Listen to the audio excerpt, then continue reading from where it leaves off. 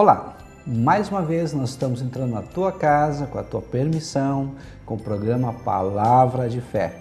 Gostaria de fazer uma reflexão contigo, uma palavra muito interessante que está no Evangelho de Mateus, capítulo 16, versículo 18.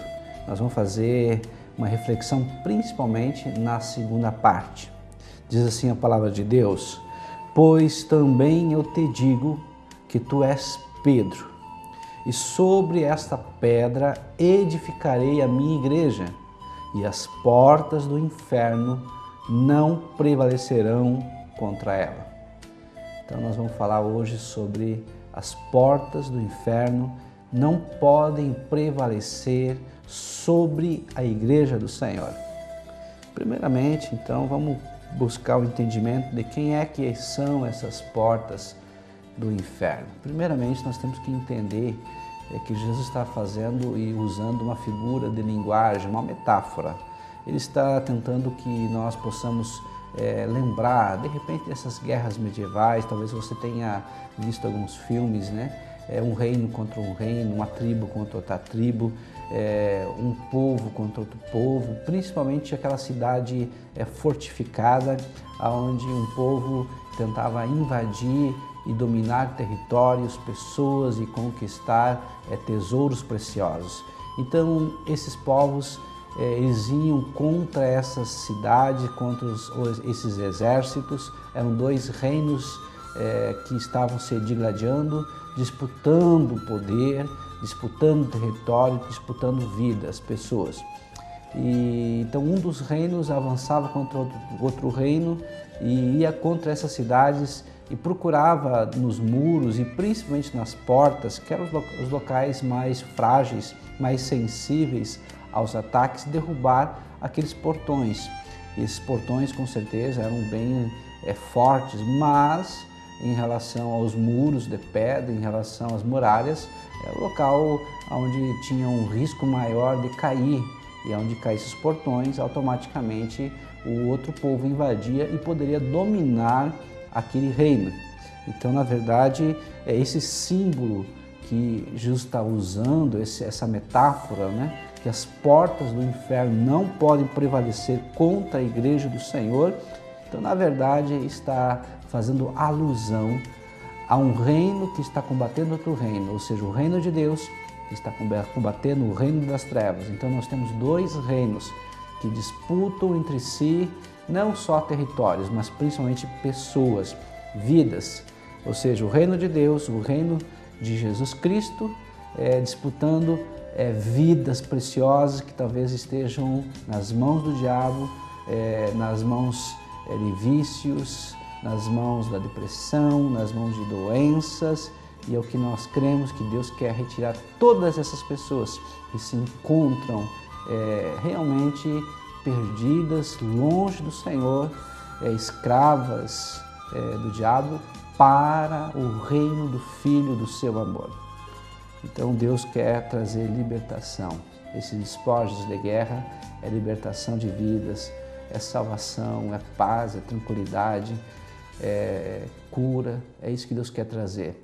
Então, na verdade, nós que somos guerreiros do Senhor Jesus, nós que fazemos parte do seu exército, nós somos mais que vencedores. E ser mais que vencedores é estar na linha de frente, é combatendo o bom combate, completando a carreira e guardando a fé. Segundo a teologia de Paulo, então, há dois reinos que se digladiam, que lutam entre si. Em Colossenses 1,13 diz assim: ele nos libertou do império das trevas e nos transportou para o reino do Filho amado. Que coisa linda, né? Deus, né, nos libertou do império das trevas, ou seja, do domínio de Satanás, aonde nós éramos acusados, condenados, feito como uma marionete, seguimos nossos próprios corações, nossas próprias vontades, nossos desejos pecaminosos, e Deus nos tirou daquele lugar que nós estávamos num atoleiro, nós estávamos, parecia que nem um carro, né? Quando pega uma poça de barro, de lodo, ele faz força e não sai do lugar. Aí o Senhor vem e nos tira desse lamaçal de pecado, desse atoleiro, desse abismo, desse buraco, desse lugar nojento, desse lugar triste, desse lugar escuro, onde nós temos depressão, onde temos vontade de morrer, e nos leva para um lugar que nós temos paz, tranquilidade. Uma coisa interessante é que o Senhor sempre quis que o seu povo tivesse congregado a Ele, reunido em um nome dEle.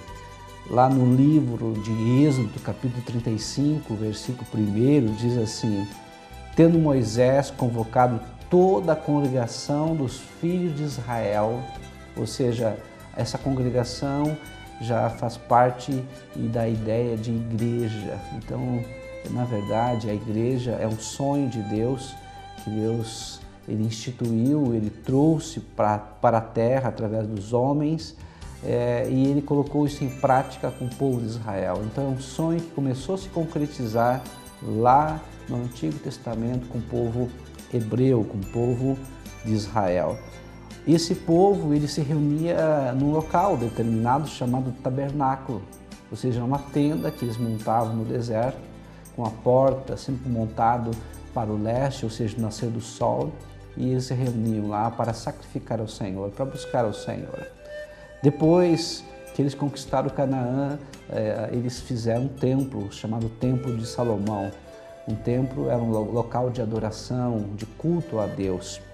Depois eles foram para o cativeiro da Babilônia, o povo de Israel, e a partir daí então o templo foi destruído, eles começaram a se reunir em sinagogas. Até o tempo de Jesus também se reuniu muito em sinagoga. A partir de Jesus, a palavra igreja ela é começada a ser utilizada. E a palavra igreja vem do grego eklesia, que significa aqueles que são chamados para fora. Para fora da onde? Para fora do pecado, para fora do sistema desse mundo, para fora do mundo, do pecado, do diabo, mas para dentro do Senhor Jesus. Ou seja, igrejas são todos aqueles que são santos, reunidos, congregados, que adoram ao Senhor, que servem a Deus. Só que essa instituição era uma instituição rejeitada pelos judeus, ou seja, os judeus rejeitavam a igreja, consideravam a igreja de Jesus, ou seja, o cristianismo, como uma seita. Era desprezado pelos gregos e perseguido pelos romanos. Que coisa interessante, né? Em 1 Pedro 2,9, Pedro, apóstolo de Jesus, diz assim: mas vós sois a geração eleita, o sacerdócio real, a nação santa, o povo adquirido, para que anuncieis as virtudes daquele que vos chamou das trevas para a sua maravilhosa luz. Que coisa linda, né? Nós somos esse povo, o povo eleito, né? O sacerdócio real, ou seja, Deus nos chamou. Para quê? Qual é o objetivo? Para que nós possamos anunciar as virtudes daquele que nos chamou das trevas para a sua maravilhosa luz. Ou seja, para nós testemunharmos de tudo que Deus tem feito em nós. Então agora Deus não habita mais em templos feitos por mãos humanas. Em 1 Coríntios 13,16 diz: não sabeis vós que sois o templo de Deus e que o Espírito de Deus habita em vós? A igreja é considerada como o corpo de Cristo, é considerada como a noiva de Cristo. Em Atos 17:24 diz: o Deus que fez o mundo e tudo que nele há, sendo o Senhor do céu e da terra, não habita em templos feitos por mãos humanas ou mãos de homens.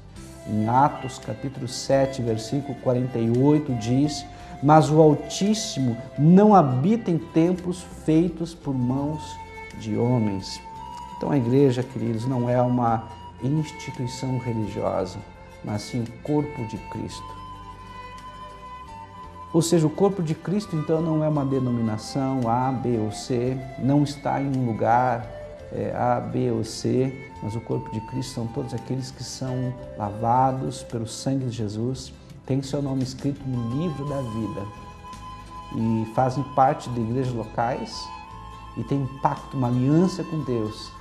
E esse Deus já morreu por eles e eles servem a Deus com todo o coração, amam o Senhor de todo o coração, com todo o entendimento, com todas as forças e amam ao próximo como a si mesmo, pois a palavra de Deus diz que toda a lei e os profetas, ou seja, toda a Bíblia Sagrada, se resume nesse mandamento: amar a Deus e amar ao próximo. Em 1 Coríntios, capítulo 1, versículo 12, diz: ora, vós sois o corpo de Cristo e seus membros em particular. Em Colossenses 1:24 diz: pois o que eu sofro no meu corpo pela igreja, que é o corpo de Cristo, está ajudando a completar os sofrimentos de Cristo em favor dela. Interessante, né?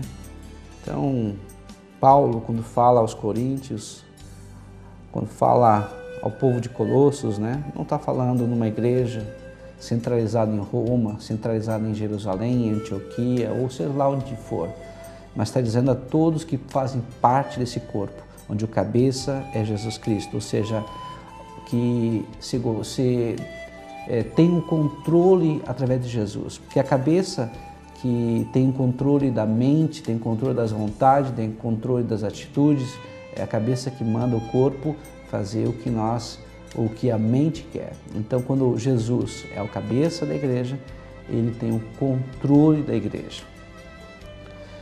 Lá em 1 Timóteo, capítulo 3, versículo 15, a segunda parte diz assim, que a igreja é a coluna e o sustentáculo da verdade.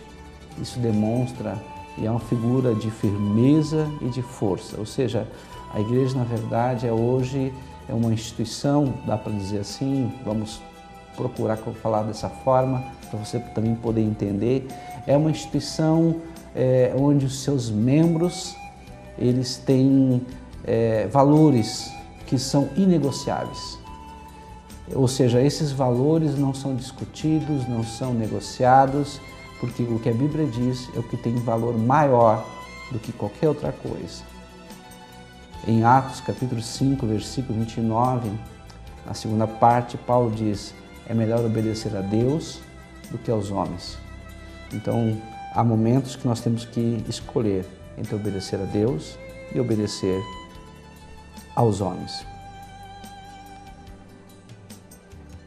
Nós vamos agora para um breve intervalo e logo voltaremos.